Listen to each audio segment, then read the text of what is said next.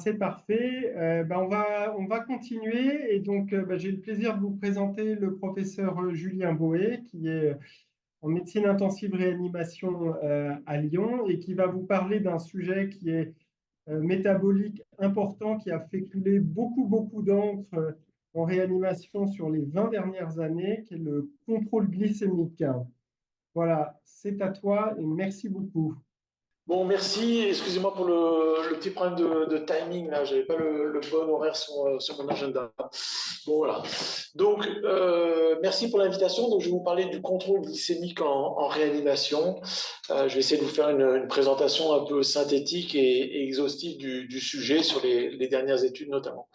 Pas de conflit d'intérêt. Donc, voilà le plan qu'on va traiter. On va voir un peu que représente l'hyperglycémie en réanimation.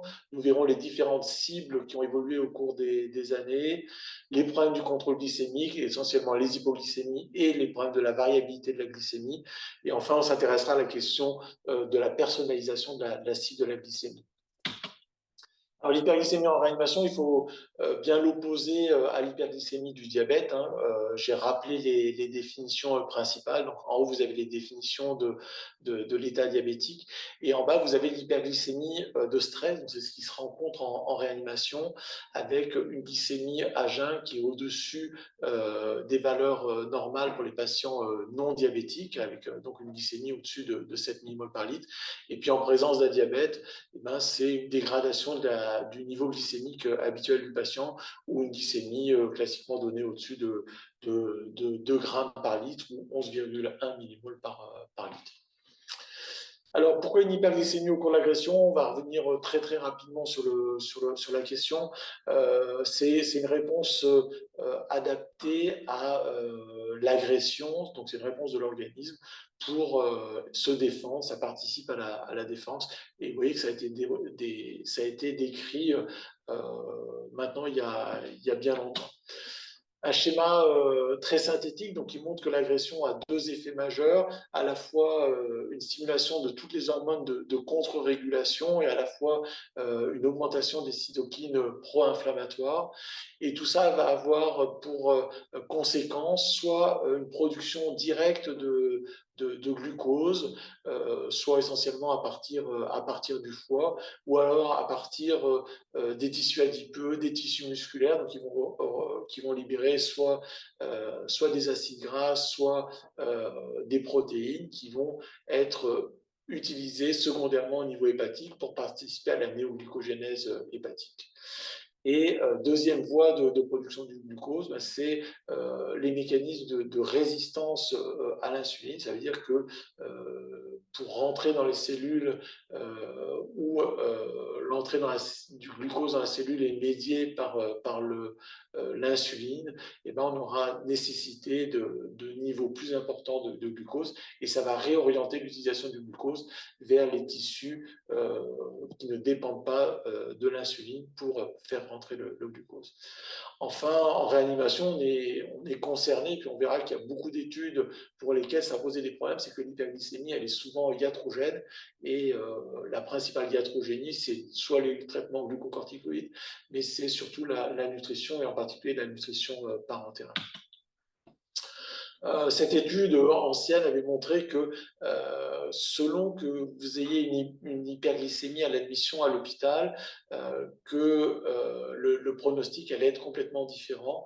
Vous avez sur la gauche des patients qui n'avaient pas d'hyperglycémie, vous avez au milieu les patients qui ont une hyperglycémie dans un contexte de diabète, et vous avez à droite les patients qui ont une hyperglycémie alors qu'ils n'avaient pas de diabète préexistant. Donc c'est l'hyperglycémie qui est générée par l'agression, et on voit bien en ordonnée, vous avez la mortalité, que ce soit à l'hôpital ou en réanimation, et on voit que la mortalité la plus importante, c'est quand l'hyperglycémie elle apparaît de novo à l'hôpital et elle est secondaire à une agression. Cette étude avait regardé le fait d'incorporer la mesure de la glycémie et plus particulièrement le delta glycémique entre la glycémie mesurée à l'admission chez le patient et sa glycémie habituelle. La glycémie habituelle, elle était estimée par le niveau d'hémoglobine glyquée du patient. Et donc, ce gap glycémique à l'admission était augmenté parallèlement avec la mortalité des patients. Et si on intégrait ce paramètre de gap glycémique dans le score Apache, dans le calcul du score Apache, on améliorait la prédiction du score Apache sur le pronostic des patients. Alors, si on reprend les principales études, je m'arrêterai plus sur certaines qui sont probablement plus importantes. Et probablement une des plus importantes, c'est celle de Grete Vandenberg en 2001. Donc, on est en Belgique.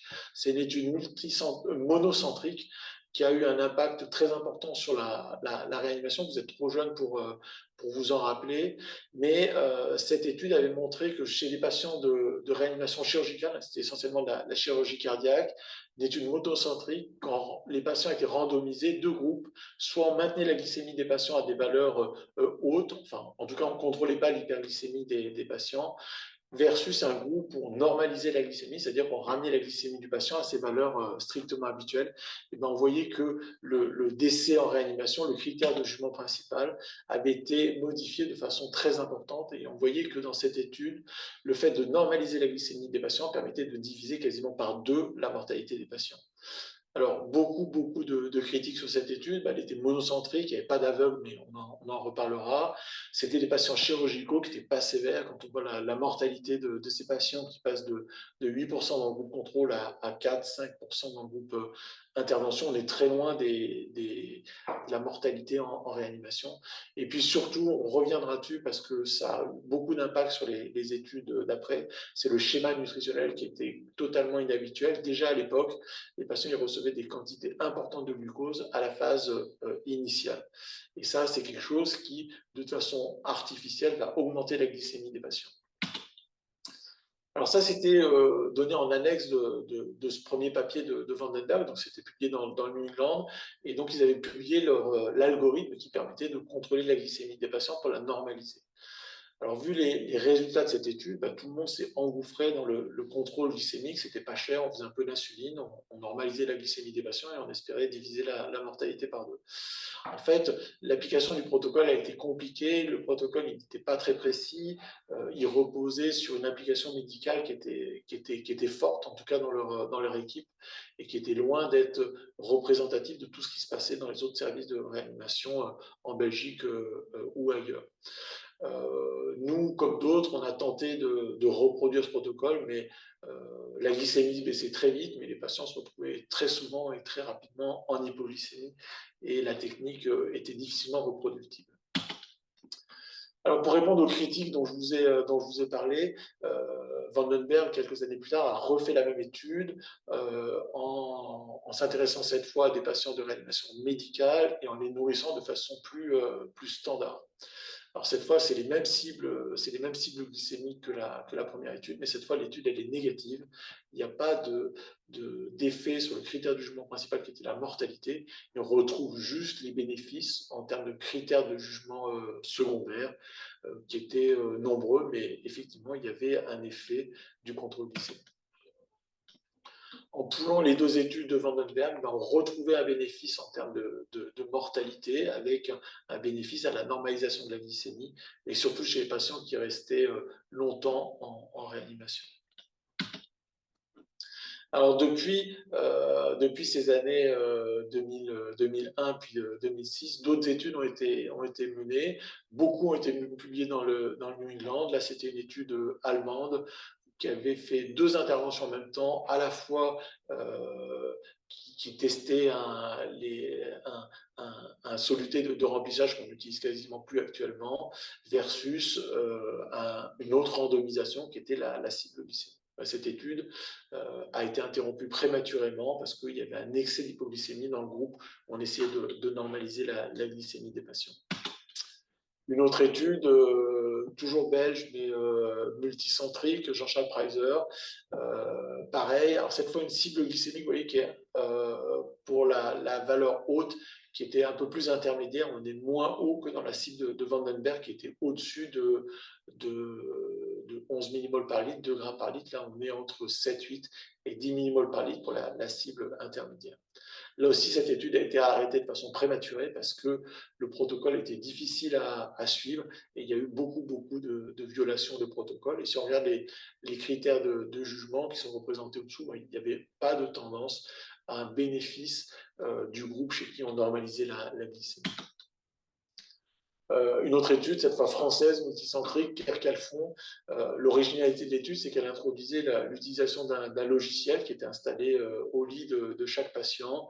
Les cibles glycémiques, c'est à peu près la même chose que dans l'étude précédente de Jean-Charles Preiser. L'objectif était d'inclure, vous voyez, plus de 6 000 patients. Et puis l'étude a été arrêtée à un tiers des inclusions pour futilité, c'est-à-dire que l'étude intermédiaire montrait qu'on aurait pu continuer, mais les chances d'arriver à montrer une différence étaient très très faibles. Donc l'étude a été interrompue. Probablement l'étude la plus importante sur la question, c'est l'étude australienne, néo-zélandaise principalement. C'est l'étude Nash-Sugar, donc Simon Finfer, publiée dans le New England en 2009, qui a randomisé 6 000 patients. Donc cette fois, c'est du multicentrique. Les cibles glycémiques, c'est toujours à peu près la même chose, une cible intermédiaire plutôt qu'une cible haute. Et cette fois, on trouve un résultat qui est opposé à celui de Vandenberg dans l'étude initiale, c'est-à-dire un bénéfice net en termes de mortalité pour le groupe chez qui on respectait une valeur glycémique élevée des patients. Enfin, dernière étude là, qui est sortie il y a moins de 6 mois, c'est une étude belge encore, multicentrique belge. C'est pas Vandenberg qui signe en premier auteur, mais qui signe en dernier auteur. C'est Günz le premier auteur. Alors cette étude, elle est intéressante à plusieurs titres. Premièrement, ils ont inclus beaucoup de patients, plus de 9 000 patients, multicentriques, 11 centres. Randomisés, c'est les mêmes cibles que dans les études initiales de Vandenberg. Et puis, vous voyez, c'est écrit sur le deuxième point, c'est pas de nutrition parentérale pendant les 7 premiers jours. C'est un peu pour reprendre les critiques qui avaient été faites sur la première étude de Vandenberg. On leur avait dit que les patients ils étaient nourris de façon artificielle avec du glucose et on avait augmenté de façon iatrogène la glycémie du groupe contrôle sans mettre d'insulinothérapie. Et les mauvaises langues avaient même dit que les patients du groupe contrôle, ils étaient morts confiés dans le sucre, confiés dans le sucre dans l'étude de Vandenberg initialement. Donc, pour répondre à toutes ces critiques, nous avons conduit cette étude donc, avec des critères de jugement qui étaient plus les critères de mortalité, mais en premier, qui était le nombre de jours nécessitant de la réanimation. Et je ne vais pas les citer, mais il y avait énormément de critères secondaires. Donc, ça veut dire que plus on met de critères secondaires, plus on a de chances qu'il y en ait au moins un ou deux qui sortent de rien que par le fait du hasard. Alors, si on ne s'attaque pas aux 35 critères secondaires, on regarde juste le critère de jugement principal, vous voyez que le critère de jugement principal, il est négatif. Il n'y a pas de bénéfice de la normalisation de la glycémie chez les patients qui ne reçoivent pas de nutrition parentérale au cours des 7 premiers jours. Et si on rajoute la mortalité, qui était le critère de jugement principal dans les études précédentes, et on voit qu'il n'y a pas de bénéfice non plus à normaliser la glycémie des patients. Alors, si on refait la synthèse de toutes ces études que je vous ai présentées, vous voyez que les cibles glycémiques hautes sont potentiellement souvent un peu différentes, avec au cours du temps des cibles qui étaient de plus en plus moins élevées pour la cible haute. Et vous voyez que le bénéfice, il est retrouvé, comme je vous l'ai dit, à l'opposé entre la première étude monocentrique de Vandenberg et l'étude Nash-Sugar australienne. Alors j'ai juste rajouté une étude dont je vous parlais à la fin, c'est l'étude qu'on avait conduite, controlling, là c'est l'avant-dernière étude, où là la cible basse était complètement différente, elle était personnalisée, et je vous en parlerai un peu plus tard.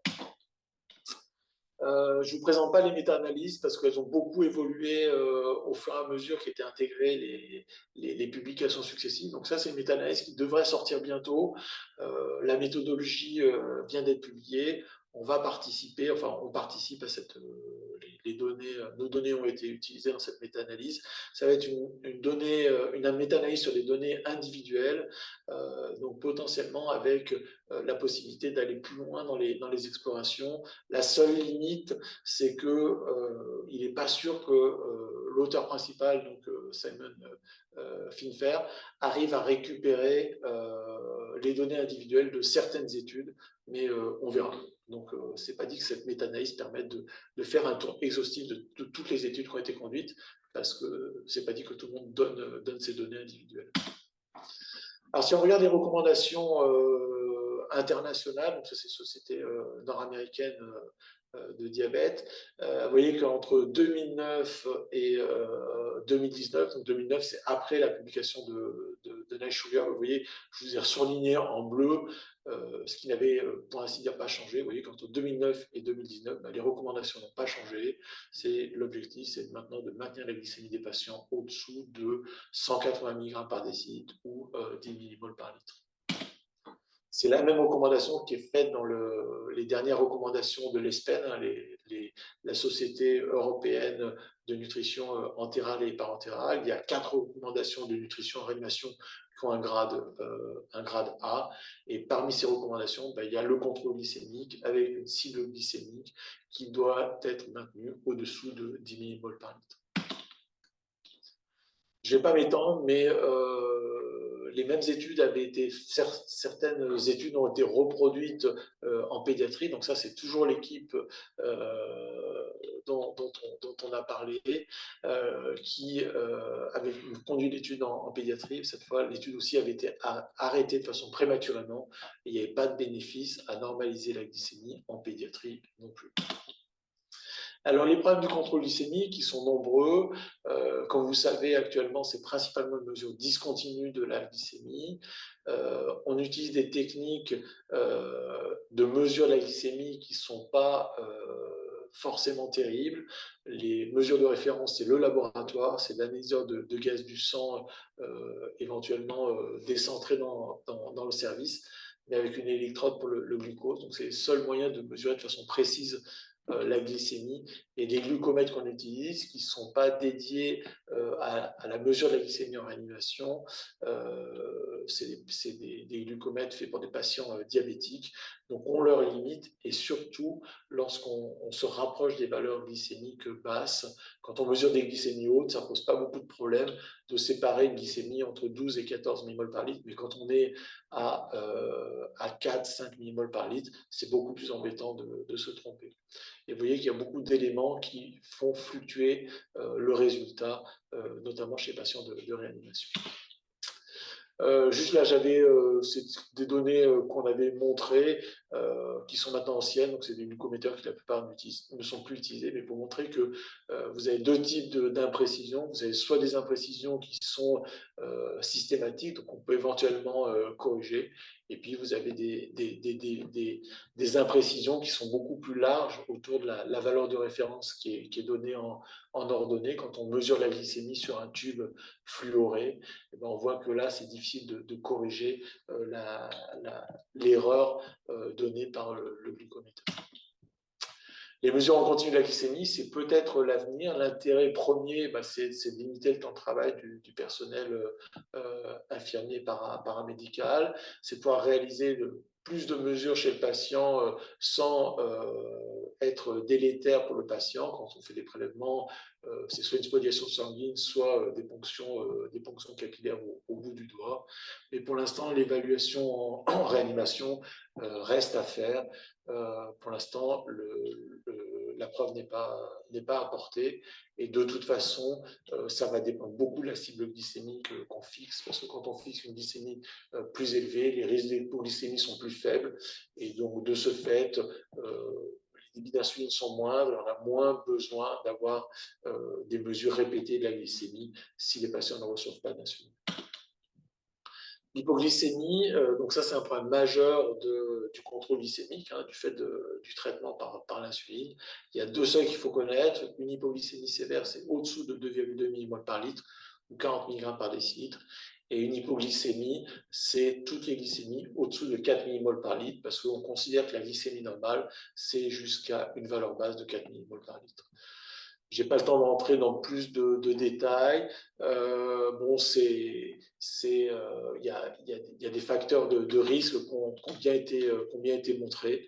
Voilà. Si on reprend les différentes études dont je vous ai parlé, vous voyez, j'ai repris dans le groupe où la cible glycémique était basse, le pourcentage de patients qui présentaient une hypoglycémie sévère. Vous voyez que c'est très, très varié. Ça va de 18,7% dans la deuxième étude de Vandenberg à 1% dans la dernière étude de la même équipe de Vandenberg. Alors, j'ai oublié de vous le dire, l'étude de Vandenberg, elle a l'originalité, la dernière étude, l'étude de Gunst, d'utiliser un algorithme informatisé voilà, qui a été publié et qui montre un bénéfice en termes de contrôle glycémique, mais j'en parlerai un peu plus tard. Les facteurs de risque d'hypoglycémie, les principaux, le principal, c'est le fait de mettre de l'insuline, hein, c'est quand même la principale cause d'hypoglycémie, mais il y a d'autres causes comme l'épuration extra-rénale, le niveau d'agression du patient. La variabilité de la glycémie en réanimation, c'est aussi une question importante parce que beaucoup d'études ont montré qu'elle était liée de façon forte à la mortalité. Là, vous avez représenté en abscisse différentes concentrations de glucose moyenne au cours du temps passé en réanimation. Vous voyez que plus on monte la glycémie, plus la mortalité augmente. Hein, c'est ce qu'on a vu dans les études précédentes, notamment les premières études de Vandenberg. Et vous voyez, à l'intérieur de chaque classe de moyenne glycémique autour du séjour, si on représente la variabilité glycémique, on voit que c'est encore plus marquant que la variation de la glycémie, l'effet sur la mortalité qui est représenté en ordonnée. Et plus la variabilité glycémique est importante, plus la mortalité est importante. Alors, il y a beaucoup d'études, elles sont toutes rétrospectives, hein, on n'a pas randomisé les patients pour les faire varier ou pas varier leur glycémie au cours du séjour. Et vous voyez, même dans cette étude, c'est assez original, mais vous voyez qu'ils avaient inclus des patients qui avaient seulement 3 mesures de glycémie. Donc, c'est toujours interprété avec beaucoup de précautions les études rétrospectives et d'autant plus qu'on met des fois des patients qui sont moins importants que d'autres. Alors, comment réduire les fluctuations de la glycémie? Il faut sensibiliser le personnel, qu'on choisisse un algorithme qui soit le plus simple possible, informatisé, bien accepté par tous. On administre l'insuline en intraveineux continu, le plus proche possible du patient pour éviter les à-coups au moment où on augmente et où on baisse les débits d'insuline. Il faut administrer la nutrition entérale et la nutrition parentérale en continu. Il faut éviter les arrêts intempestifs, notamment de la nutrition entérale, parce que c'est sujet à des hypoglycémies. Il faut bien séparer la nutrition de l'apport hydroélectrolytique. La nutrition, c'est pour apporter des calories et des protéines aux patients. Et l'apport hydroélectrolytique, c'est ce qu'on revoit tous les jours, c'est pour équilibrer la balance hydrique et hydroélectrolytique des patients. Il faut connaître les limites de la mesure de la glycémie qu'on utilise dans son service. Et puis, il faut toujours essayer d'expliquer. Toutes les hypoglycémies peuvent être expliquées. Dès qu'on creuse un peu, on trouve les causes. Choisir le protocole. Donc, il y a plein de protocoles, mais je vais en parler un peu plus tard. Aucun protocole n'a été comparé versus un autre protocole. Donc, toutes les publications sont difficiles à interpréter. Je vous présente juste celle-ci parce que c'est l'algorithme logique 2, donc qui est présenté dans cette étude où ils avaient randomisé les patients, leur algorithme versus pas d'algorithme, même quasiment pas de contrôle glycémique dans l'autre bras. Et c'est ce logiciel qui a été utilisé notamment dans la dernière étude belge qui inclut plus de 9000 patients. Et on voit bien que l'algorithme a des bénéfices en termes de contrôle glycémique dans cette étude randomisée. Ça, c'est un algorithme qu'on avait écrit dans les suites du premier papier de Vandenberg. On s'est rendu compte que l'algorithme publié par Vandenberg, on avait du mal à le faire fonctionner. Là, on avait fait un algorithme papier qui était assez compliqué à utiliser. Il y a des infirmiers qui arrivaient, d'autres qui n'arrivaient pas. C'était assez précis. L'objectif, juste pour faire simple, c'était c'est un tableau, vous avez les glycémies qui sont représentées en abscisse. Et à l'intérieur de chaque cellule, vous avez des débits d'insuline. Et donc, selon la glycémie du patient, selon où on se situait en hypo, dans la cible ou en hyperglycémie, on utilisait un algorithme, des règles de se déplacer dans le tableau qui étaient différentes. Et pour être dans la cible, le patient il devait être dans cette zone-là. Donc ça, c'était les débits d'insuline dans la cible. Et plus le patient était grave, plus il avait un niveau d'insulinorésistance élevé, c'est-à-dire que plus il avait besoin d'insuline pour être maintenu dans sa cible. Donc ça, c'est un algorithme qu'on a utilisé, mais du fait de sa complexité à réaliser au lit du patient, ben on l'a informatisé et il est encore utilisé en libre accès, il est accessible sur le web. Donc c'est un contrôle glycémique qui est complètement piloté par l'application, il n'y a aucune intervention médicale, toutes les instructions sont données à l'infirmier, aussi bien les débits d'insuline, quand on refaire le prochain contrôle glycémique, comment corriger les hypoglycémies, les débits de nutrition sont rentrés dans l'application pour adapter le débit d'insuline en fonction des apports nutritionnels. Dernier point, on en reparlera, l'acide glycémique pour chaque patient, elle était par défaut à 10 millimoles par litre à l'admission, donc c'était ce qu'avait défini l'étude Night Sugar. Et puis après, on avait la possibilité de modifier l'acide glycémique en fonction du patient, c'est-à-dire que plus le patient était diabétique, plus on allait essayer de respecter son hyperglycémie qui préexistait avant son admission en réanimation. Donc on mesurait l'hémoglobine glyquée du patient. S'il avait une hémoglobine glyquée élevée, ben, arbitrairement, ça lui donnait une cible glycémique qui était plus élevée que le patient qui avait une hémoglobine glyquée normale et qui avait une cible glycémique qui était également normale. Et dans cette application, on avait renforcé cette application en contrôlant la nutrition, c'est-à-dire qu'avec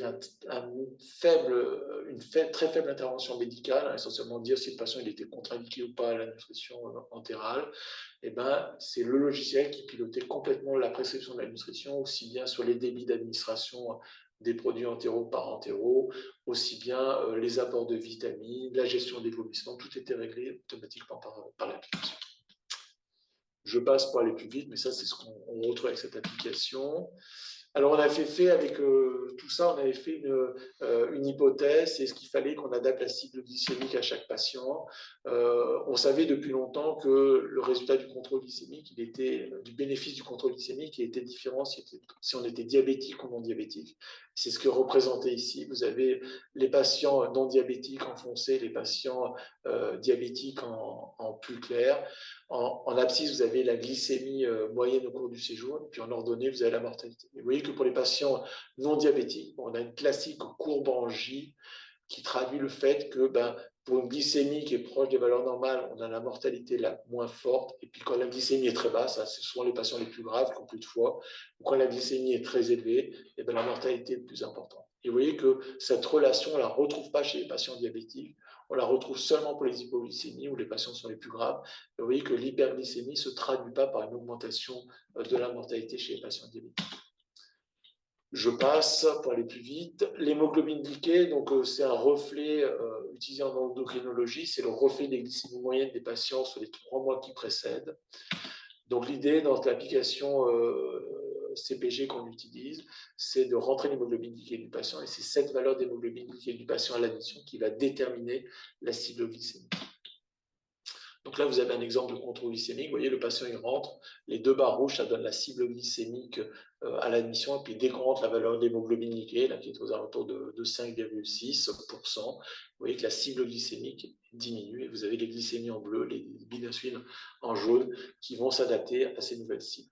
Et si le patient a une hémoglobine glyquée très élevée, diabétique mal équilibré, il peut se retrouver avec une cible glycémique qui est plus haute que la cible glycémique au-dessous de 10 millimoles par litre.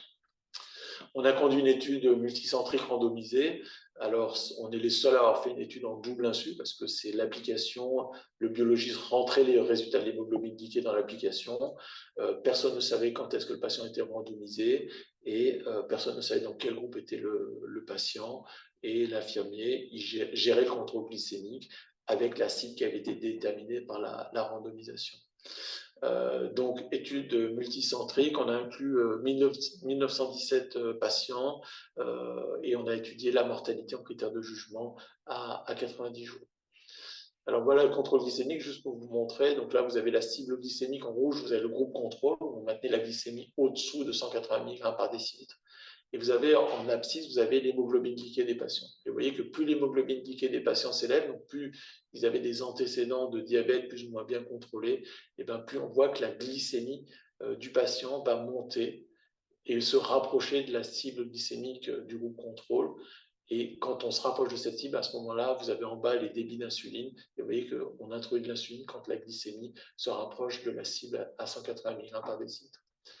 Le groupe intervention, la cible glycémique des patients, elle est adaptée, c'est ce qui est représenté la grosse ligne bleue, c'est la cible glycémique des patients en fonction de leur hémoglobine glyquée. Donc, hémoglobine glyquée basse, cible glycémique basse, hémoglobine glyquée très élevée, cible glycémique très élevée.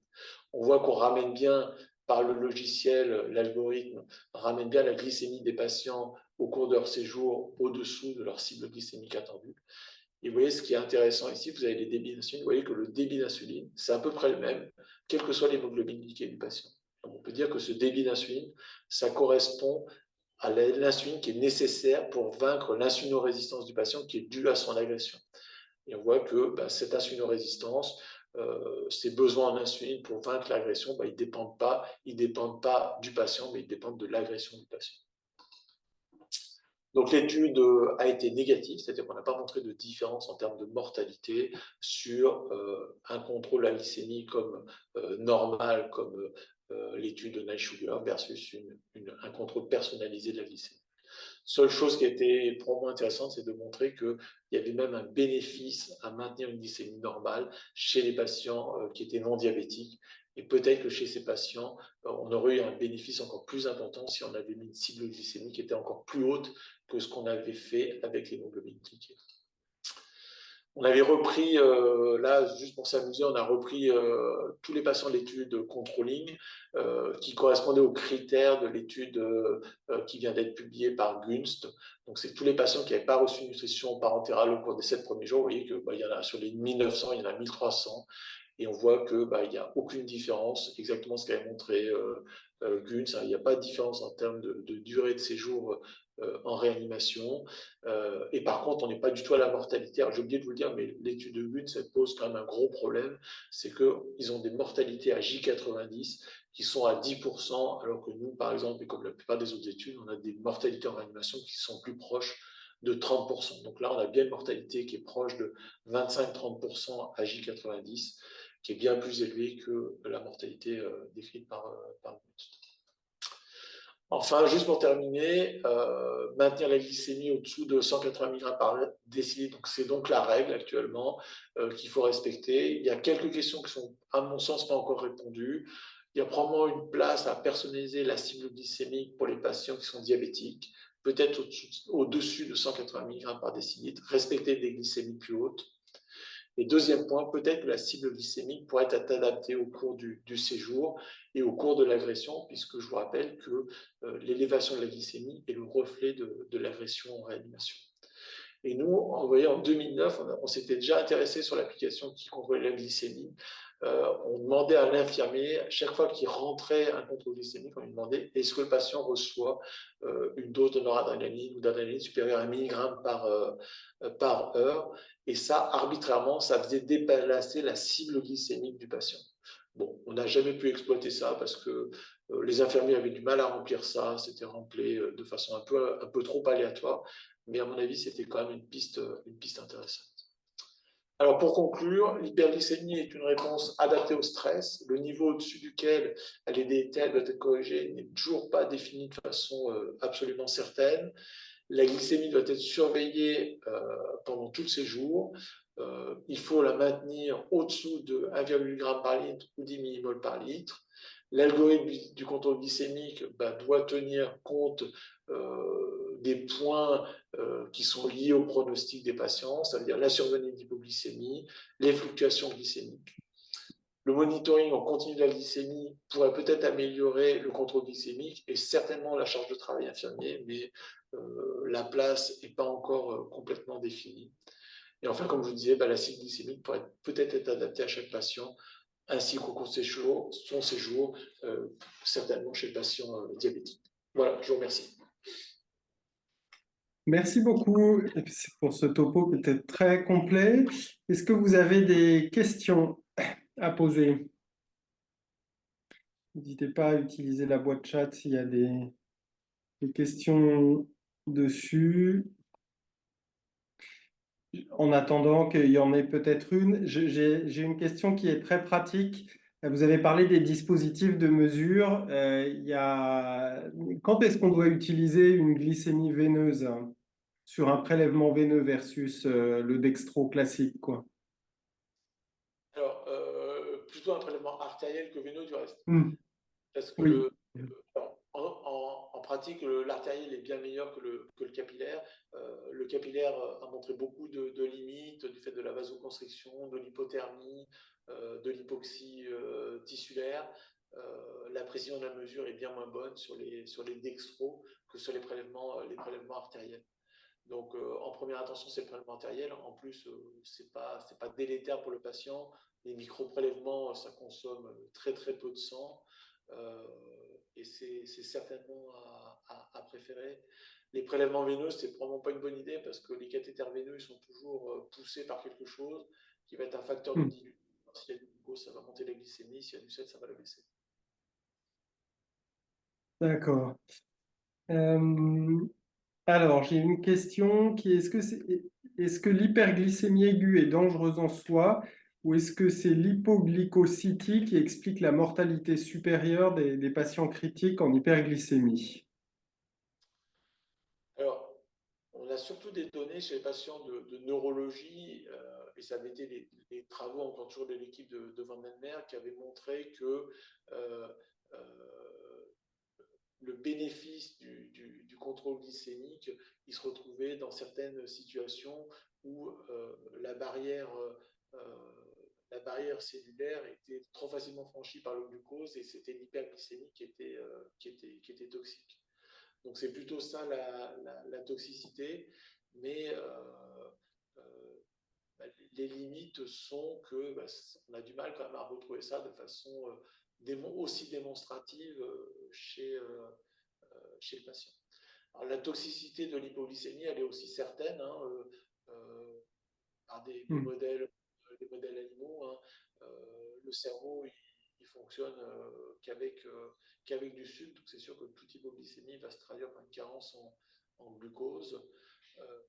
Voilà. Mais bon, j'aime bien rappeler, alors même si ça n'a pas, c'est plus pour sourire, mais à une époque vraiment franchement ancienne, que personne de nous presque n'a connu, c'est que les psychiatres, ils faisaient des comas hypoglycémiques chez leurs patients, ça faisait partie des thérapeutiques.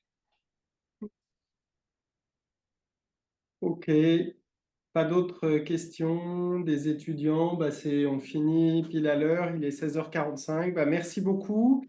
Merci à tous d'avoir assisté à ce webinaire et puis bah, on vous souhaite une bonne fin de journée.